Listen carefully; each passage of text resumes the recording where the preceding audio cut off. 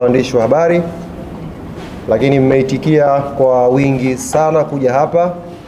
Kwa hiyo pia niseme asante kwa kuonyesha mnajali na mko tayari kuhabarisha umma yale yote ambayo yanaendelea kwenye klabu yetu. Kubwa ambalo tumewaitia hapa siku ya leo mida hii ya jioni hapa makao makuu ya klabu yetu ya Yanga. Leo wote mmeshuhudia uongozi wa klabu ya Young Africans tukiongozwa na makamu wetu wa rais, tukiwa kwenye ofisi za bodi ya ligi ya Tanzania, na tulikwenda leo pale mahususi kabisa kwa ajili ya mkutano.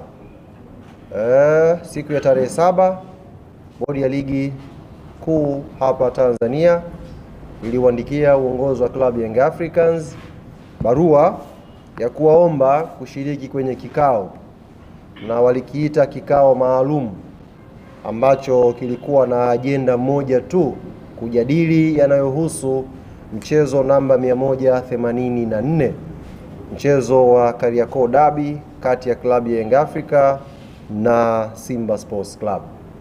Na katika barua hiyo bodi ya ligi walituomba kwamba ushiriki wetu ni muhimu kwa maslahi mapana ya klabu yetu, ligi kwa ujumla na mchezo wa mpira miguu hapa Tanzania. Wito huu ulikuja siku ya tarehe 7, na leo uongozi wa klabu yetu ya Yanga ukatii wito huu kwa kufika kwenye ofisi za bodi ya ligi majira ya saa 4 kamili asubuhi kwenda kusikiliza ambacho tumeitiwa. Kama ambavyo ajenda kuu ilielekeza kwenye barua, ndivyo ambavyo mwenyekiti wa bodi ya ligi Steven Mguto alifungua kikao na kutueleza sababu ya kutuita, na kimsingi alijikita kwenye kuelezea lile ambalo aliliainisha kwenye barua ya wito kuhusu mchezo namba 184 wa Kariakoo Derby.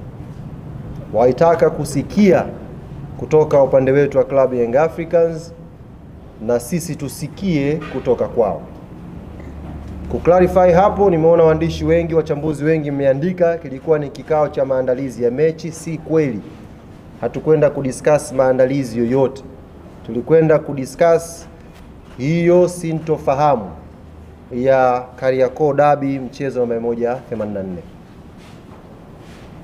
Yamejadiliwa mengi kwenye kikao kile, na sisi klabu ya Young Africans tulipopewa nafasi ya kuzungumza tulizungumza mengi vile vile, kama ambavyo bodi ya ligi ilizungumza mengi pia kupitia kwa afisa mtendaji mkuu wa bodi ya ligi. Na baada ya pale tulifunga kikao kwa mwenyekiti wa bodi ya ligi kutujuza kwamba amepokea yale ambayo klabu ya Young Africans imeyafikisha na wanakwenda kuyafanyia kazi. Na CEO wa bodi ya ligi alisisitiza kwa uharaka wa ambayo tumeyasema na uharaka wa mchezo wenyewe, basi atafanyiwa kazi haraka ipasavyo na tutapata majibu kwa njia rasmi ya taasisi. Tumeondoka pale, tumefika hapa ofisini, tumemwona mtendaji wa bodi ya ligi Almas Kasongo akizungumza na waandishi wa habari na akigusia au akielezea yale ambayo yametokea kwenye kikao kile. Jambo zuri amelifanya, lakini kwa masikitiko makubwa ambayo tuko nayo, tulifikiri kama aliamua kuyazungumza yaliyozungumzwa kwenye kikao, basi alikuwa na fursa ya kuzungumza yote. Azungumze yote ambayo yalijadiliwa kwenye kikao. Sio unazungumza kidogo, unaacha kidogo. Sasa kwa kuwa alikuwa na fursa ya kuzungumza mengi na ameyaacha, nitumie fursa hiyo kuyazungumza yote ambayo yamezungumzwa kwenye kikao. Na hatufanyi hivi kwa lengo la kushindana na mtu. Tunafanya hivi kwa sababu jambo hili lina interest ya public, lina interest ya umma, na umma hautakiwi kupotoshwa kwenye jambo hili hata kwa bahati mbaya. Kila taarifa ambayo tunakubaliana iende public, basi iende ikiwa imekamilika. Taarifa isiende nusu au mtu usichague taarifa kwa sababu inakupendelea wewe au inakufeva ndio uitoe kwa public. Toa taarifa sahihi kama umeamua kutoa taarifa sahihi. Moja katika mambo ambayo uongozi wa klabu ya Young Africans uliauliza kwenye kikao na ni swali ambalo wanachama, mashabiki na wapenzi wa klabu yetu wamekuwa wakijiuliza, na sio hao tu pekee, wadau wa mpira wa miguu nchi hii wamekuwa wakijiuliza, na sio hao tu pekee, hata nyie ndugu zangu waandishi wa habari mmekuwa mkijiuliza swali hili na hampati majibu. Swali gani? Ni kuhusu ripoti ya uchunguzi wa mechi ya Kariakoo Derby iliyopangwa kuchezwa Machi 8. Nini kilitokea hadi ile mechi ikaahirishwa? Hatujawahi kupata ripoti. Nyie hamjui ripoti, na sisi hatujui hiyo ripoti. Lilikuwa swali la kwanza kuulizwa kwenye kikao. Ndio nikasema unapokuja kuelezea taarifa ya kikao ni vyema ukaelezea taarifa yote, usiguse nusu nusu. Hapa kwenye ripoti, ndugu zangu waandishi wa habari, ni kweli bodi ya ligi wamekiri ripoti ipo na wanayo ya kilichotokea Machi 8. Na afisa mtendaji mkuu wa bodi ya ligi Almasi Kasongo akakiambia kikao, ripoti ile yako mambo ambayo yanawafanya washindwe kuisema public, ikiwemo kwa mujibu wake, ikiwemo katika ripoti hiyo inaonyesha yupo kiongozi mkubwa wa serikali ambaye ndani ya kikao walimtaja, alipiga simu geti la Benjamin Mkapa lisifunguliwe siku ya Machi 7. Nashangaa kwenye taarifa yake aliyozungumza na waandishi hajalisema hilo, lakini ndani ya kikao amekiri ripoti iko wazi. Kwa hiyo nitumie fursa hii kuwaambia ndugu zangu waandishi wa habari, kuwajuza umma na Watanzania kwa ujumla, ripoti ya kilichosababisha Machi 8 mechi isipigwe ipo tayari na bodi ya ligi wako nayo. Hawajakuwa na utayari wa kuja kuisema kwa sababu zao, na moja ya sababu amesema afisa mtendaji mkuu wa bodi, yupo kiongozi mkubwa wa kiserikali ambaye alizuia geti la Benjamin Mkapa lisifunguliwe siku ya Machi 7. Kwa hiyo nitumie fursa hii kumwambia Almasi Kasongo, kumuomba akiwa anazungumza next time nikipata fursa ya kukutana naye, waambie Watanzania wanataka kujua ripoti ya Machi 8 clean ilivyo, eleza umma upate kufahamu. Umma hautaki kubaki na sintofahamu. Mbali na hilo, tuliwasilisha ripoti yetu na tukaeleza matakwa ya klabu ya Young Africans. Tuliwasilisha ripoti yetu na tukaeleza matakwa yetu ya klabu ya Young Africans. Ni kweli tumeainisha matakwa haya 4 kama mlivyoambiwa na kama mlivyosikia na kusoma. Tumepeleka matakwa haya 4. Lakini ukweli ambao hamjaambiwa, matakwa haya 4 tumeyagawa kwenye phase 2. Kuna matakwa ya muda mfupi na kuna matakwa ya muda mrefu. Tuelewane vizuri ndugu zangu waandishi wa habari. Na hii taarifa ni muhimu mkaipata ikiwa imenyooka ili umma upate kuelewa. Tumeitwa kwenye kikao kwa sababu ya mchezo namba 184. Mchezo huu ulihairishwa Machi 8, umepangiwa tarehe 15. Klabu ya Yanga imesema haitashiriki huo mchezo. Na ndio msimamo ambao uliwasilisha kwenye kikao mbele ya bodi. Ili tuweze kushiriki mchezo huo, tulikuwa na matakwa yetu mezani. Na matakwa hayo jumla alikuwa 4. Katika haya 4, ndugu zangu waandishi wa habari, 3 ni matakwa ambayo tunaamini yakitekelezwa kwa haraka, klabu yetu ya Young Africans itakuwa tayari kwenda uwanjani kwa tarehe nyingine tofauti na 15 kwenda kucheza mechi ya Kariakoo Derby. Lakini takwa moja katika hayo 4 ni takwa la muda mrefu, sio takwa la leo wala kesho.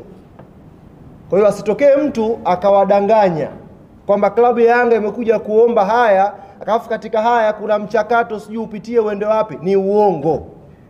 Tumeomba matakwa 4 na matakwa haya yapo kwenye phase 2.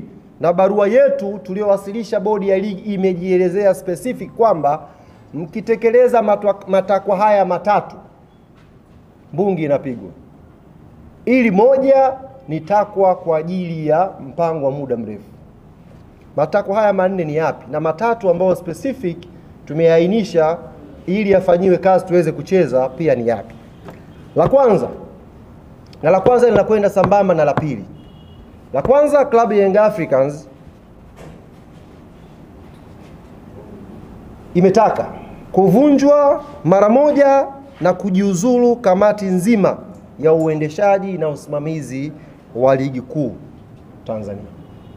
Hii ilikuwa namba moja, kuvunjwa au kujiuzulu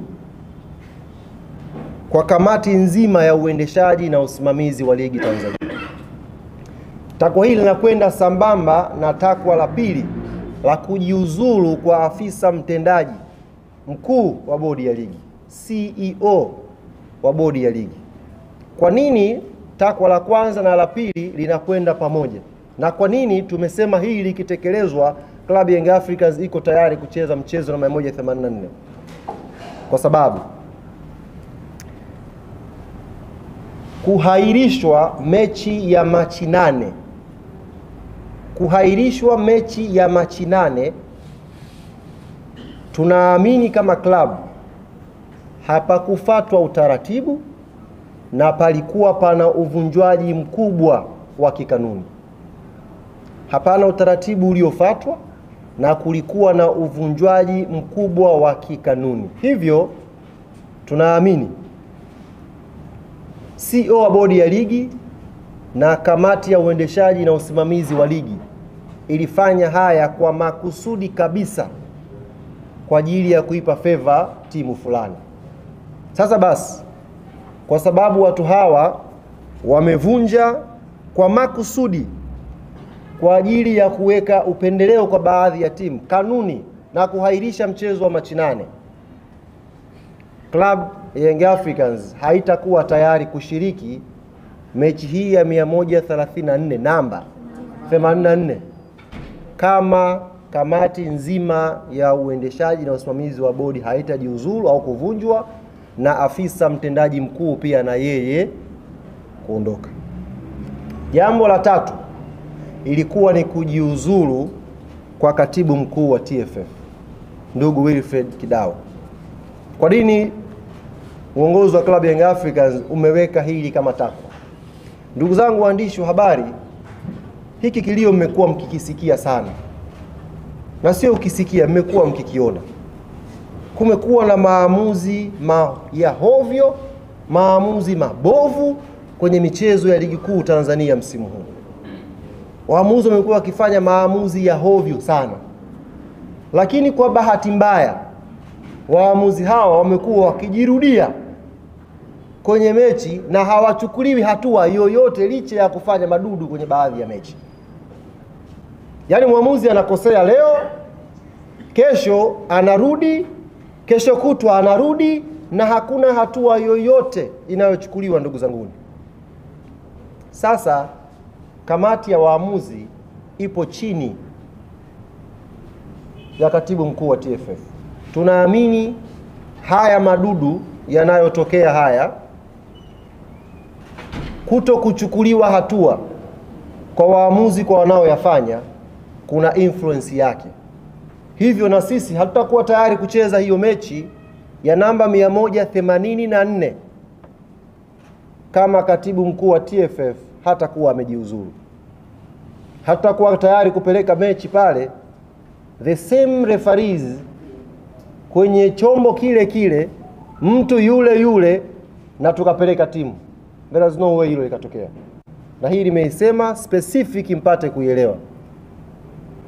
Katibu mkuu wa TFF, kamati ya waamuzi inaripoti kwake, na madudu yote ambayo yanapigiwa kelele na klabu ya Young Africans imeainisha kwenye ripoti yake mbele ya bodi ya ligi. Kila kosa la waamuzi tumeliainisha mbele ya bodi ya ligi. Na makosa haya, masikitiko yetu ni kwamba watu hawachukuliwi hatua licha ya kukosea. Wanarudi tu. Yaani wanarudi. Mtu anakosea leo, anapangiwa mechi Jumatano. Jumatano anakosea, anapangiwa mechi Jumamosi. Repetition hii uongozi wa klabu ya Young Africans hauoni kama katibu mkuu wa TFF anastahili kuendelea kwenye nafasi yake, kwa sababu hakuna haki inayopatikana kwenye pitch. Hakuna haki inayopatikana kiwanjani. Ligi yetu inavyosemwa ni ligi namba 4 kwa ubora barani Afrika. Fakta ya waamuzi hauwezi kuacha kuitaja. Ili tuweze kumaintain ubora na hadhi na thamani ya ligi yetu, ni lazima tudili na hili tatizo. na mzizi wake ni mtu anayeshughulika kupokea hizi ripoti, anatakiwa awajibiki, na mtu huyu ni katibu mkuu wa TFF Wilfred Kidao. Sasa kwenye barua yetu haya matatu nilowatajia, ndugu zangu waandishi wa habari: la kwanza, kuvunjwa kwa kamati ya usimamizi na uendeshaji wa bodi ya ligi; namba 2, kujiuzulu kwa afisa mtendaji mkuu wa bodi; namba 3, kujiuzulu kwa katibu mkuu wa TFF. Haya matatu, na kwa barua yetu tumeelekeza haya matatu yakifanyiwa kazi, haya matatu ni matakwa ya muda mfupi, tutakuwa tayari kupeleka timu. Takwa la 4 tulisema ni uhuru na mageuzi ya kimuundo ya bodi ya ligi, na barua yetu ilikuwa very clear kwamba hili ni jambo tunalotazamia la muda mrefu. Sio kama mnanielewa vizuri. Hii ni jambo la muda mrefu. Next season huko tunaweza sasa kuanza kufikiria kuwa na bodi huru inayojitegemea, na ndio standard za dunia, kuwa na bodi huru inayojitegemea. Niwape mfano ndugu zangu waandishi wa habari. Kwenye press conference hiyo press alofanya CEO wa bodi ya ligi leo, nyie mlikuwa pale, amezungumza na mnaona namna gani bodi ya ligi haina power. Kazungumza, mlikuwa mnasikia namna gani amesema kuna chombo cha juu cha kuahirisha mechi, namna gani amezungumza kuonyesha bodi ya ligi haina decision zake. Sasa sisi hii tulitoa kama pendekezo ya next season, sio kwenye kusolve issue ya Kariakoo Derby. Ieleweke vizuri na asipotoshe mtu hapa. Maana nimeona CEO wa bodi ya ligi amepiki huo kama mfano, kama mapendekezo ya Yanga ni ya muda mrefu, kwa mfano muundo wa bodi ya ligi. La kuondoka yeye hajasema. Yeye kapiki kwamba bwana mapendekezo ya Yanga ameyaleta, ukiyatazama mengi ni ya muda mrefu, hatuwezi kuyashughulikia hapa, si iende wapi. Matatu ya muda mfupi tumeainisha, na barua yetu ilikuwa very clear kwake yeye. Hakuna muda mrefu, very clear, ni muda mfupi. Tumewakilisha na tumeeleza kwa hiyo tunafikiri haya matatu yakifanywa kazi, haya mbungi itapigwa. Sasa niwaambie ndugu zangu waandishi wa habari, kama haya matatu hayatafanywa kazi, kama kamati ya uendeshaji ya ligi haitavunjwa na hawatajiuzuru, kama afisa mtendaji mkuu wa bodi hatajiuzuru, kama katibu mkuu wa TFF hatajiuzuru, klabu yetu ya Young Africans msimamo wake ni huu: hatutashiriki mechi namba 184, hatutacheza mechi zilizobaki za ligi msimu huu, 2 zilizobaki. Klabu yetu haitashiriki pia ligi kuu msimu ujao. Yaani sio kwamba ni hapa. Hatutacheza mechi namba 184, hatutacheza viporo viwili vya ligi vilibaki, hizo mechi 2 za ligi, na hatutashiriki rasmi ligi kuu msimu ujao. Taratibu nyingine zote zinaendelea kwa kamati tendaji. Tutakwenda wapi, tutafanya nini, tunajua cha kufanya. Na nitumie fursa hii kuwaambia wote ambao mnafikiri kwamba tunafanya mzaha, ndugu zangu, kwenye hili we are more than serious. Tuko serious zaidi ya mnavyodhani, zaidi ya mnavyofikiria. Na kama yuko mmoja wao pengine anakaa na kuwadanganya kwamba kuna pointi ya Yanga itapunguzwa, ndugu zanguni, huyo mtu aache hayo mawazo mara moja. Hakuna pointi ya Yanga itaguswa, na kama yuko mwanaume kugusa hiyo pointi, aguse aone nguvu ya wananchi inazungumzaje. Kama yuko huyo mtu ambaye anawaambia punguzeni pointi hapa, aguse na ajaribu kugusa hata nusu pointi. Hiyo pointi 15 mbali, nusu pointi aguse, alafu ataiona nguvu ya wananchi inazungumzaje. Hizi pointi 73 ndugu zangu tumezipata kwa jasho sana. Haikuwa rahisi Yanga kuwa kinara wa ligi sasa hivi. Kuna jasho limemwagika, kuna fedha imetoka hapo, watu wameingia gharama, watu wamepata shida, wameacha familia zao kusafiri umbali mrefu kuisupport hii timu. Alafu ukae na tai useme na kata pointi. Jaribu kugusa pointi moja ya Yanga Afrika, jaribu. Na niongezee hapa, tuonyeshe kwamba we are very serious kwenye hili. Nimeona leo imetoka taarifa fainali ya kombe la shirikisho la CRDB tarehe 28 Zanzibar. niambie ofisi ya katibu mkuu wa TFF na tuwaambie wenye mashindano haya benki ya CRDB, klabu ya Yanga haitacheza mchezo huo wa fainali kama hatujalipwa pesa yetu ya ubingwa msimu uliopita. Tuko very clear. Mpaka maana tumeleana kwa muda mrefu hapa. Kama hatujalipwa deni letu, haki yetu ya ubingwa ya kombe la shirikisho la CRDB msimu uliopita, Yanga haitacheza hiyo mechi na huko pia hatuchezi. So very clear. Kama hatujalipwa hela yetu ya ubingwa, hii ni haki yetu. Msimu mzima tumeisubiri hapa, tumeshaandika barua sana. Tushaandika sana barua hapa. Sasa iko very clear na huu ndio msimamo wa taasisi. Kama hiyo hela hatalipwa ya ubingwa, taarifa hii ifike kwa ofisi ya katibu mkuu wa TFF, iwafikie na wenye mashindano benki ya CRDB. Yanga hawatakuja Zanzibar kucheza hiyo mechi mpaka hela imeingia kwenye akaunti. Zaidi ya hapo hakuna maelezo mengine.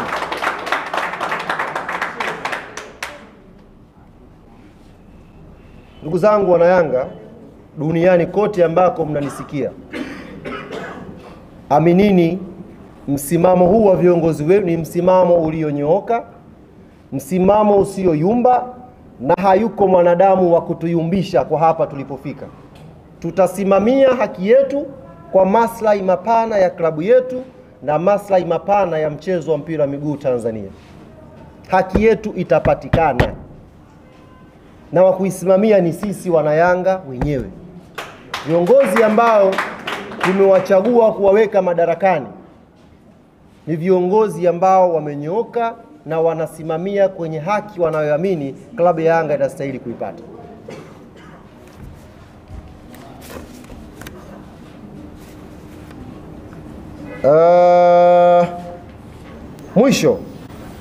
Mwisho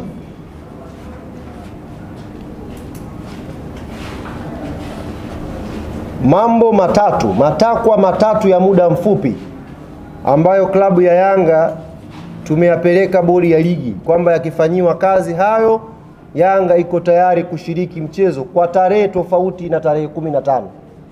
Kwanza wayafanyie kazi, tukishaona wamefanyiwa kazi hayo matatu, watupe tarehe nyingine. Timu itakwenda kucheza hiyo mechi, uwanja wowote ule tutakwenda kucheza hiyo mechi. Jambo la kwanza nimewaambia ni kuvunjwa au kujiuzulu wa kamati nzima ya uendeshaji wa bodi ya ligi. Namba 2 nimewaambia ni kujiuzulu kwa afisa mtendaji mkuu wa bodi. Namba 3 nimewaeleza ni kujiuzulu kwa katibu mkuu wa TFF. Hili jambo la 4 la uhuru wa bodi ya ligi ni jambo la muda mrefu. Asifanye mtu kama kichaka cha kujibia hoja zetu. Hiyo barua iko very clear na tumewasilisha kwa bodi ya ligi.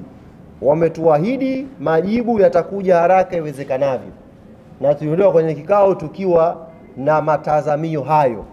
Kwa hiyo tunawatakia kila laheri bodi ya ligi kwenye